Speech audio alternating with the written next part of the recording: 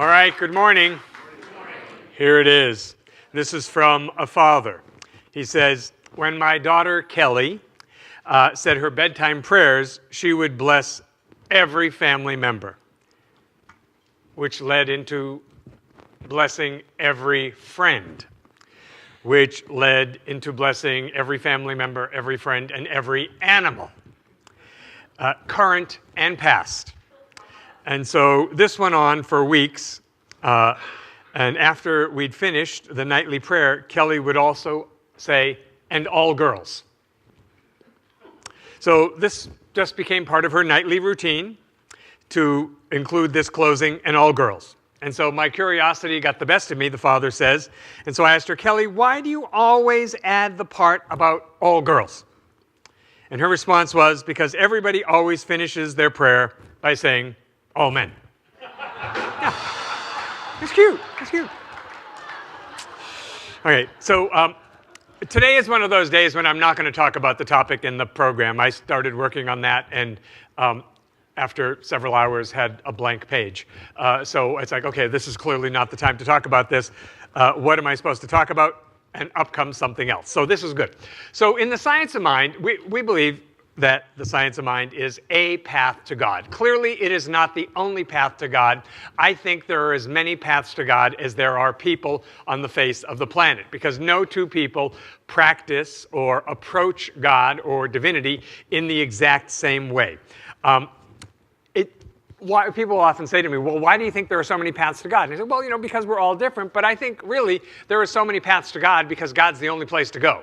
And eventually, you're going to find yourself going in that direction, right? Eventually, it seems like the most natural, obvious thing to me now. It did not always. So, when we start on a spiritual path, I think of it like being at the base of a mountain. Nobody starts a spiritual path at the top of the mountain. And so we're going around the mountain, and if you think of it, at the bottom of the mountain, the view tends to be kind of limited, doesn't it? Nothing wrong with that, but the view at the bottom is limited. But as you get higher and higher, one of the things you start to notice is the view gets a little better, but also, and this is what Ernest Holmes was so keenly aware of, is that all paths start to come together the higher and higher up the mountain we go. I remember when I was a kid and I was in Boy Scouts, one of the things they used to teach us is that if you ever got lost, you had to find the highest ground. If that meant climbing a tree or going to the top of a hill or something, you had to get to the highest place you physically could get so that from there you could get your bearings, you could get a better view. Because face it, the view from the bottom is a lot different than the view from the top. So I think that, part of Ernest Holmes' genius was that he had this understanding, looking at different religions in the world, to see that there were universal spiritual principles, that there were these universal spiritual themes that different spiritual teachings shared. And this was largely what he tried to focus on. He tried to focus on the things that unite us, the ways that we are similar, rather than focusing on the reasons why we're different than each other.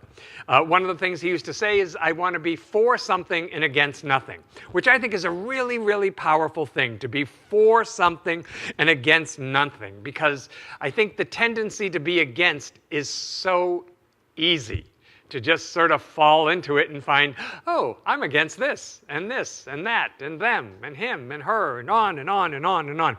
So I think we are empowered when we learn to work intelligently with the higher power, and really when we are at that place in consciousness, when we are willing, when we allow that higher power to work through us. So Ernest Holmes was famous for saying there's a power for good in the universe and you can use it. He had a radio show for years and he used to always open and close his show with there is a power for good in the universe and you can use it. And we believe to this day that that is absolutely true. But it is also a higher spiritual truth that there's a power for good in the universe and it can use you if you will let it. Right? That there's a higher power in the universe and it can use you if you will let it. So we are empowered when we learn to work intelligently with this higher power and we actually allow it to work through us. So today we can see, if you are a student on the path, that the thinking of God is about 180 degrees different than the thinking of the world. And so last week I talked about this a little bit, that thinking with God really means thinking predominantly with an energy of love and goodwill and compassion for the world that we live in. And that is very often 180 degrees different than what the world wants to do. So today I think we can see that if, well, let me say, one way to think is, say, through the lens of love. The other way to think is through the lens of not love, which I like to just say it's all fear. If it's not love, it's fear. So love says you're great. Fear says you're not so much. Love says you can do it. Fear says you'll never be able to, right? So it takes a spiritual discipline, I think, to get to the place where we don't really care what the world out here says. We don't really care what the world out here thinks about us. That's not the most important thing. That's not what defines us or brings us to a place of peace in our life. We all have off perceptions about ourselves. We all have off perceptions about other people. So when we change our self-perception, though, then our life can change. But really, not until. So I'll say that again. When we change our self-perception, how we view ourselves, how we think about ourselves, how we speak about ourselves, what in fact we even think we are, when that changes, then our life can change, but really our life doesn't change until that point. I don't know about you, but I suspect, since we are similar, that there have been times, personally, when I have been my own worst enemy. I don't know. I could be the only one. I'm not certain. But I know there have been times when, no matter what I said, I have been my own worst enemy. And so that makes it very hard for what I'll just call good things to come into our life experience. It makes it very hard for loving experiences to come to us, right? When our perception of ourselves is off, our experience of life is going to be off, right? So the truth is, you are absolutely fine. You were made in the image and likeness of God. The Bible says, know ye not that you are the sons and daughters of the Most High. So for us in Science of Mind, what this translates to is that you are whole, perfect, and complete in God right now. You are a child of God, a child of the universe, and you deserve the best there is. By the way, so do all of God's creations deserve the best there is. So until we get that, I think our lives do not unfold as abundantly, as lovingly, as peacefully, as creatively, as joyfully as they could. So in the Bible, we read these words, "Seek ye first the kingdom of heaven, and everything else will be added unto you." So I think what that means in very practical terms is we put God first. Remember, the material world does not have power over us unless we let it. All right? The material world does not define us unless we let it. All right? So if you believe there are things out here in the outer world that can hurt you, that can limit you, that will be your experience in life, right? Because it's done unto you as you believe, right? So the great news is we fix the things in the outer world by fixing them in our own inner world first. Right? We fix things out here by first fixing them, I should say, in here and here first, right? And I know that perhaps what most of us have been taught is to try to fix things out here. But we have to remember, basic science of mind teaches us that the outer world is a reflection of the inner world, right? That what we're really, really, truly holding in consciousness has manifested out here. And so if we want this out here to change, what we truly, truly, truly hold in consciousness in here, that has got to shift. We all hear ideas from time to time, I think especially when we're young, about how we need to be in order to be happy. Now, there is a standard of what our life should perhaps look like, Now, I think that's a myth, largely, because I think we're all different. But a line I really like that I think there's a lot of truth in from A Course in Miracles is that all pleasure comes from doing God's will. So what is God's will? So a way we could articulate this today is to say that God's will is the love that is within you. And so God's will is that the love that exists within the heart and soul of each and every one of us gets expressed abundantly, right? So science of mind, you can't have what you don't believe, right? So in truth, now, I know in truth, each of us lack nothing. There is nothing that we lack in truth. But if you think you need to get, what do you think you need to get? You need to get a certain car, a certain house, or a certain job, or a certain spouse, or something. If you think you need to get in order to be okay, that's the mistake. That's the mistake, and I think that's what the world out here tends to teach us, right? You are okay right now, really. Honest to God, I would not lie to you. You are okay right now, really and truly. And knowing that, believing that, will support and allow good things to come into your life experience right now. See, the idea that I need to get tells the universe that there is a fundamental lack in me. And if I really believe I lack, that's what the universe is going to mirror back to me, all the ways in which I lack. Now, there's nothing wrong with our material things. I love my material things. I really do. But the distinction I want to make is that the material things in our life are not the source of our good or our happiness. They do not define us.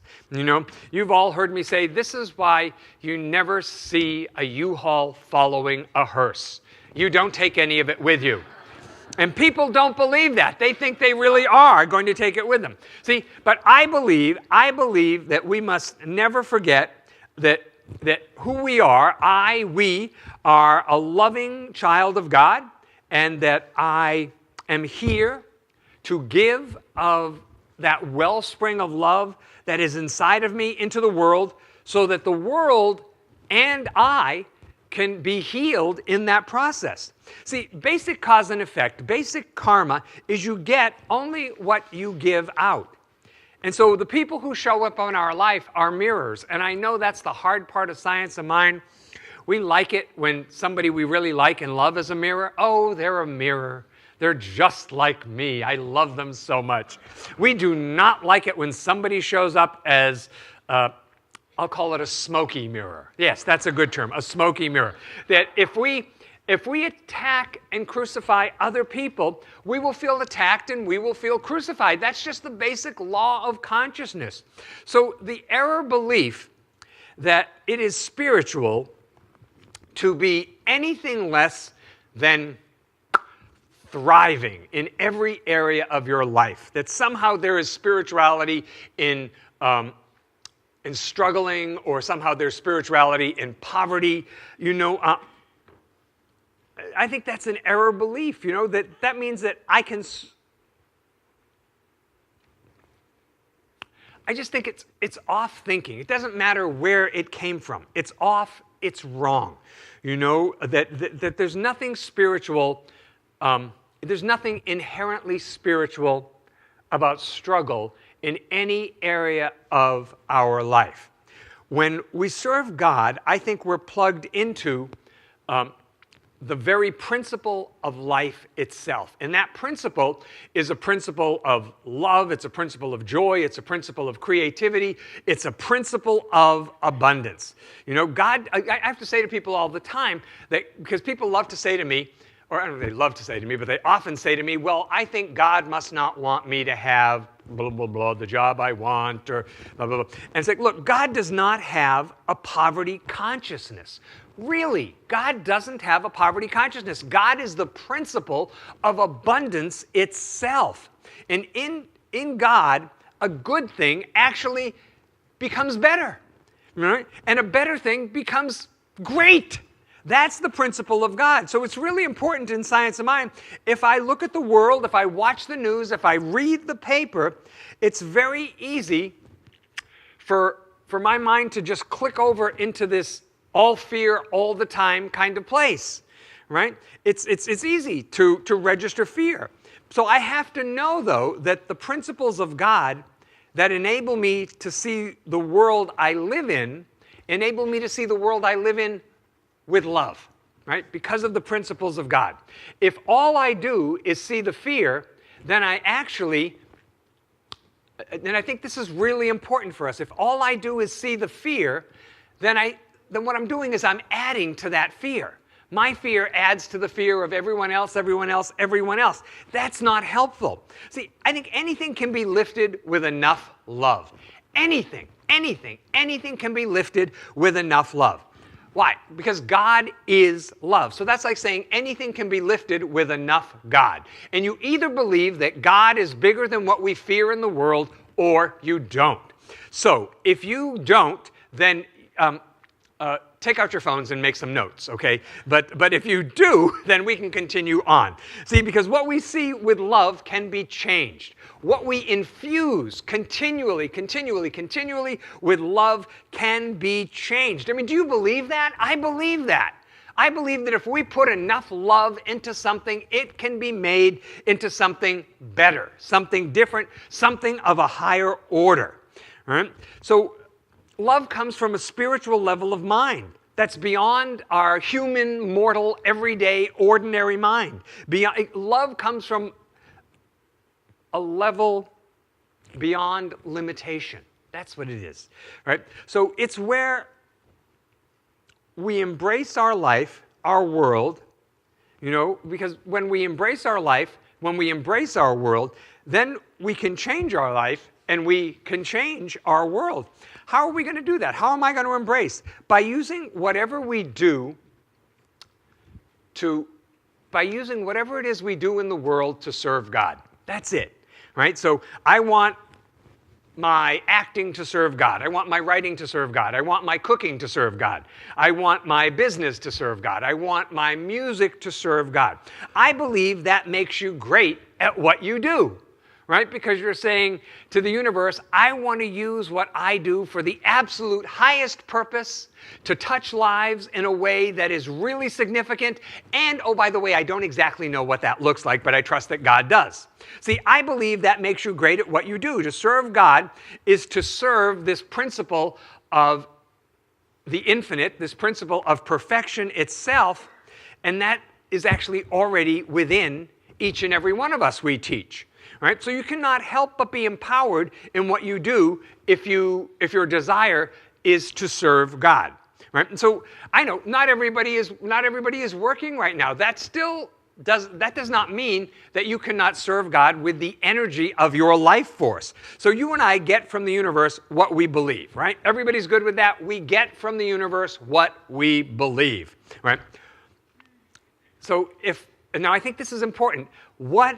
If I ask myself, what is my relationship to the universe? What's your relationship to the universe? Do you know, do you feel, do you believe that you are one with the universe, with all people, that we're all connected, we're one with all life, or do you feel cut off from it, right? Because the truth is we cannot be separate from spiritual truth, but you can cut yourself off from it.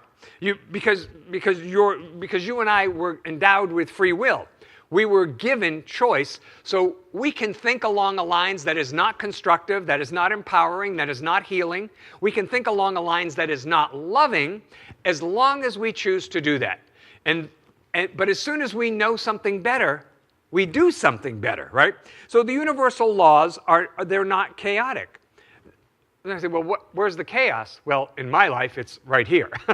The chaos is in my mind. The chaos so often is in my thinking.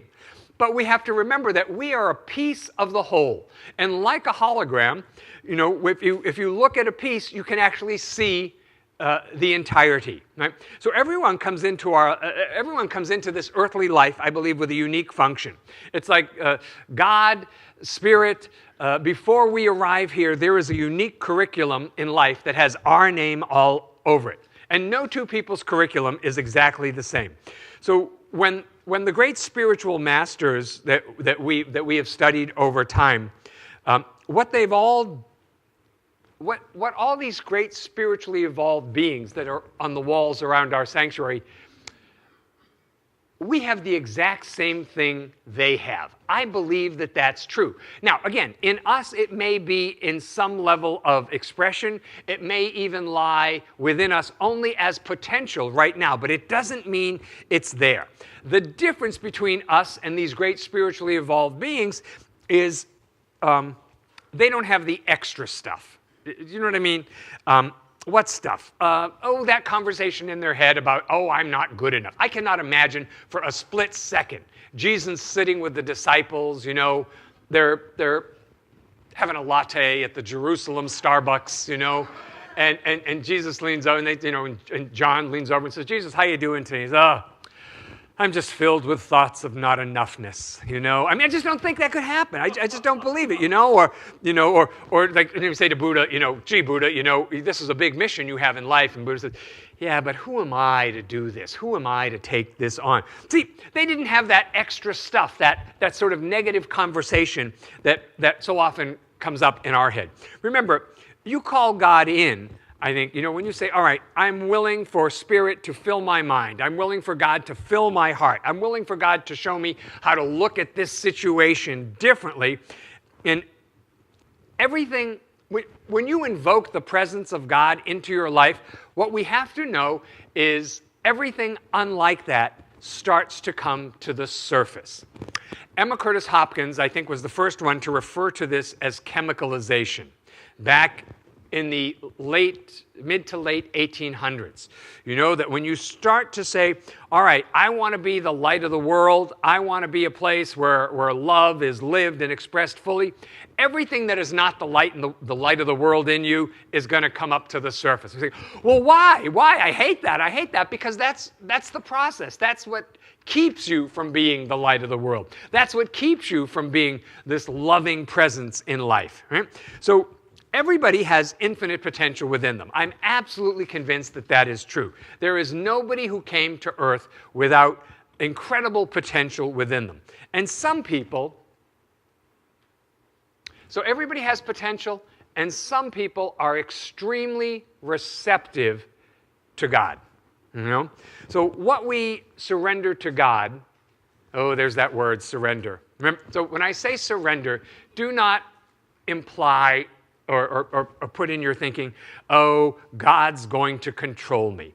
God does not want to control any of us. I'm certain that what God wants is to fulfill us, for us to rise up and express this extraordinary potential and power and presence that is within us. So what we surrender to God, we surrender to this entire universal principle, power, and presence. Now, I don't think we actually need to get anything. Right? I think we need to give all that we have inside of us, because again, the principle is only what you give can you get. Let's pray. So we turn our attention inward now for a moment to just remember that right here, the fullness and the allness of God, God's infinite, loving, intelligent Spirit is right here. And we are each right now unique and valuable emanations of this one Spirit. And so coming together in consciousness, we form the two or more. And where two or more are gathered in the name of God, I know there is a sacred agreement for truth to burst forth in our life in amazing ways. So for each and every one of us today, whatever is before us, I claim that with God, all things are possible. And we include in our prayer our family members and our friends and loved ones. And we remind ourselves that wherever they are, God is fully present right there. Love is present, healing is present, peace is present. We let our prayer be a blessing in the world, so that our prayer is in fact a light into seeming darkness. We let our prayer touch all people and all situations, raising everyone and everything up to their greater yet to be. We bless our church, we bless all churches, we bless synagogues and temples and mosques and ashrams, all paths to God.